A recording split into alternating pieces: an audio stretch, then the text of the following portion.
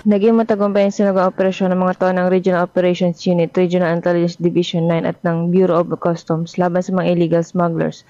Ayon sa nasabing operasyon, nakumpiska sa suspect ang 5 master cases ng San Marino Red, 18 master cases ng San Marino White, 22 master cases ng Bravo White na may total na 45 master cases na tinatayang aabot ng 2,578,500 pesos ang halaga nito.